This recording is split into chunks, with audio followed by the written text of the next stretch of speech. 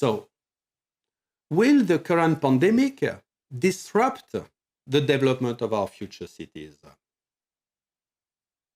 Let's ask this question to the World Health Organization. They say, the world does not have the capacity to handle epidemics. Wow, that doesn't sound very optimistic. Countries and cities have fragile health systems. Yes, we all have observed this in all the countries where we learned that we had to flatten the curve to reduce the number of people in intensive care units. Pandemics are not going away. A pandemic might come back from an old source, like influenza, or emerge from a new source, like the SARS-CoV-2. So, how should we look at this pandemic in 2020? Well, this is a wake-up call. This is a wake-up call. Because we have, in fact, created the best ground in our cities to have pandemics. With global travel, climate change, urbanization, human-animal contacts, cities now are creating the best conditions for new diseases.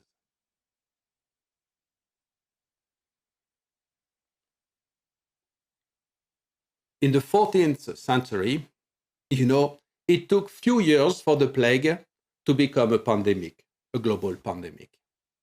In the 18th century, it took 2 years for the cholera to move from India to UK. In 1918, during the Spanish flu, it took 4 months to start from the US and to spread all around the world. And in 2019, with the COVID-19, it only took a few hours to travel the world. We can travel halfway across the globe faster than a virus can incubate today. In 1990, we were 1 billion people traveling by air. Today, we are more than 4 billion. We see that infectious disease could spread very fast. Urbanization is also a big concern. In 1950, only 30% of the world lived in cities. In 2009, half of the population did live in cities. And it is expected in 2050 that actually 68% of the population will live in cities. So urbanization is growing significantly. And this creates new challenges with urban infrastructures, housing, sanitation, transport, and healthcare facilities. They need to be adapted to that growth because risk of increasing number of people living in overcrowded and unhygienic environments are increasing. So due to urbanization, infectious disease could thrive more and more. Climate change is a big concern. The insects which are in the hot and warm zone of the globe, they are moving north, where areas are getting warmer due to the global warming.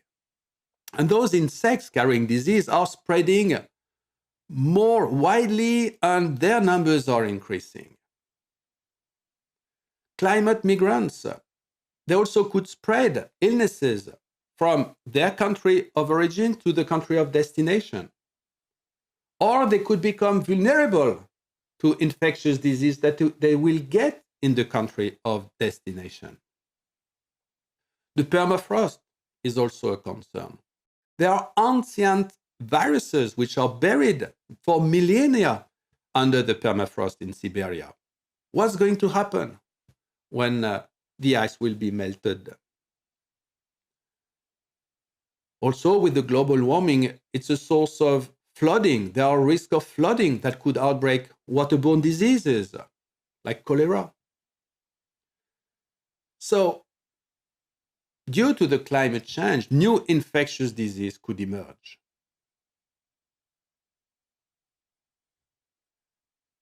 Human-animal contacts. There are increased contacts between humans, wildlife, and livestock. And these diseases, they can cause potential lethal unknown, coming from visons, rats, bats, pangolins, birds, camels, pigs. Many of the recent disease epidemics have originated this way. HIV, COVID-19, MERS, Ebola. There is an increasing risk of outbreaks of zoonotic disease. Due to human-animal contacts, in fact, lethal zoonotic infectious disease could surface, and they are unknown today. So it seems that pandemics are accelerating. More and more outbreaks are discovered every year. This suggests that cities should be prepared. We are selecting, differentiating those viruses with their reproduction number. And the more it spreads, the faster it spreads, the better it is for this virus. But it should not be too deadly, because if it is too deadly, it doesn't have the time to spread. It happens that COVID-19, the SARS-CoV-2, is a good candidate for being a good disease. So it's a time for change. This period is full of uncertainty, but it's neither unprecedented. We had pandemics since thousands of years, and nor it was unpredictable. We had so many outbreaks in the past. So how cities should respond to this disruption? Some of you will say, oh, but with millions of unknown viruses in nature, efforts to find the next dangerous virus before it emerges in the human populations may be next to hopeless. Well, I hope not. You don't know which next epidemic is going to be. You don't know when it is going to be. You don't know where it is going to be. You don't know what it is going to be. So the more we know about what's out there, the better we are able to prepare.